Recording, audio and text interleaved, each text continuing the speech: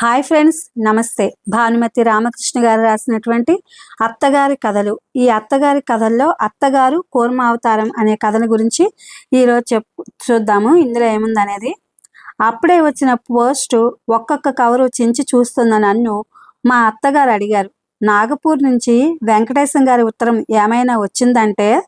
పరీక్షలు అవుతూనే వస్తానన్నాడు. రమ్మని మనం వ్రాసి కూడా 4 రోజులైంది. ఆ పిఠాపురం వాళ్ళు పిల్లని చూడ్డానికి రమ్మని నిన్న కూడా ఉత్తరం రాసినట్లు ఉన్నారు. పరీక్షలు అయ్యాక కూడా వాడికి అక్కడేం పనంట అంటూ నన్ను నిలదీశారు. వెంకటేశం మా అత్తగారి అక్క మనవడు. కానీ చిన్నప్పుడే తండ్రి పోయినందువల్ల గుండె జబ్బుతోనూ బ్లడ్ ప్రెషర్తోనూ బాధపడే తల్లితో సహా పల్లె విడిచి చదువు కోసం పట్నం వచ్చి మా ఇంట్లోనే ఉంటూ మా అత్తగారికి అభిమాన పాత్రుడయ్యాడు. ఎంఏ చదవడానికి పట్నంలో సీటు దొరక్క నాగపూర్ వెళ్ళి ఫైనల్ ఇయర్ పరీక్షలు రాసి వస్తున్నాడంటే అదంతా తన ప్రతిభే అని మురిసిపోతారు మా అత్తగారు. వెంకటేశం పెండ్లి మా అత్తగారి ఆధ్వర్యంలోనే నడిపించాలని జబ్బుతో మంచంలో ఉండే వెంకటేశం తల్లి తీర్మానించింది. వెంకటేశానికి వచ్చిన సంబంధాలలో మా అత్తగారికి ఏది నచ్చితే అదే చేయాలని ఆమె సంకల్పం.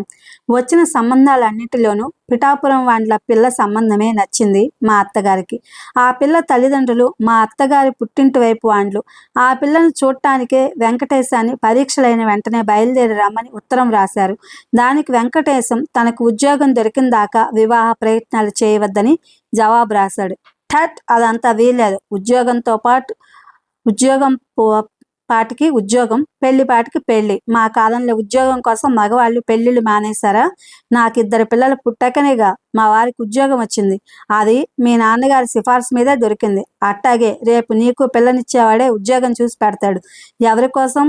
వారు నారు పోసిన వాడు నీరు పోయాడా ఏమిటి? పిచ్చి పిచ్చి వేషాలేక పిల్లని చూడటానికి ఎప్పుడొచ్చేది ఉత్తరం వ్రాయి. నీ రోగిష్ట తల్లికి ఉపచారం చేయడానికైనా నీవు వెంటనే పెళ్లి చేసుకోక తప్పదు అని గట్టిగా చివాట్లేస్తూ వెంకటేశానికి మా అత్తగారు రాసిన ఉత్తరం కూడా 4 రోజులైంది.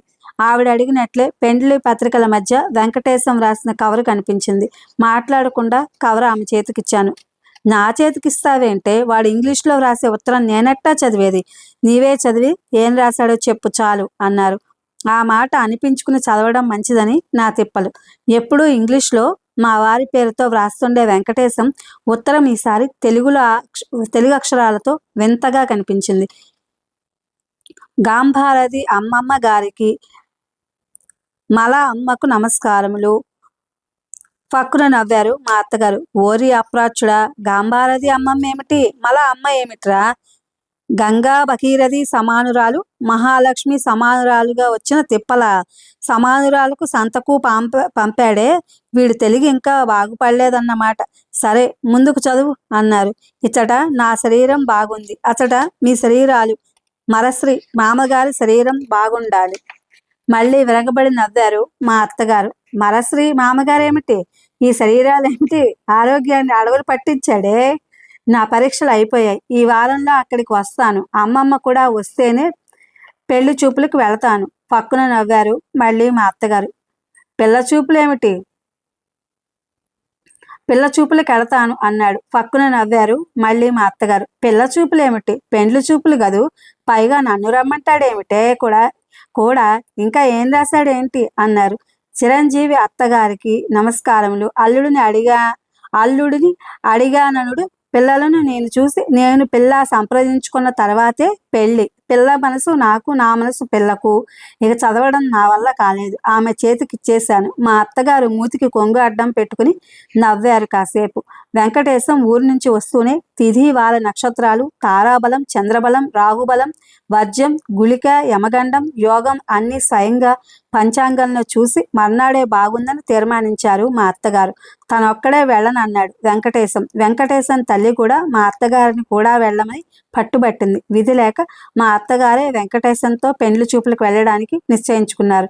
బయలుదేరే ముందు శకునం విషయంలో చాలా జాగ్రత్త ఉండాలేవు అంటూ నన్ను హెచ్చరించారు మా అత్తగారు.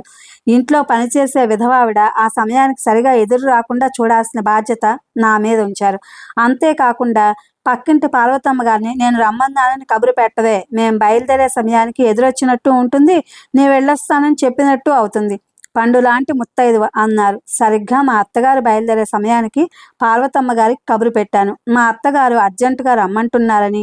పార్వతమ్మ శకునం కోసం మా అత్తగారు వెంకటేశాన్ని హడావిడి పెట్టి కారులో కూర్చోబెట్టారు. అందరికీ వెళ్ళొస్తానని చెప్పారు. పిల్లను చూసి అన్ని వివరాలు వెంటనే జాబు రాస్తానని చెప్పారు. కారు బయలుదేరి గేటు దాకా వెళ్ళింది. పార్వతమ్మ కోసం తొంగి చూశారు మా అత్తగారు. మంచి పట్టనామాలతో చేతిలో కూరల సంచితో సహా. ఇది ఫ్రెండ్స్ భానుమతి రామకృష్ణ గారు రాసినటువంటి అత్తగారి కథలు. అందులో అత్తగారు కూర్మావతారం. Thank you for watching.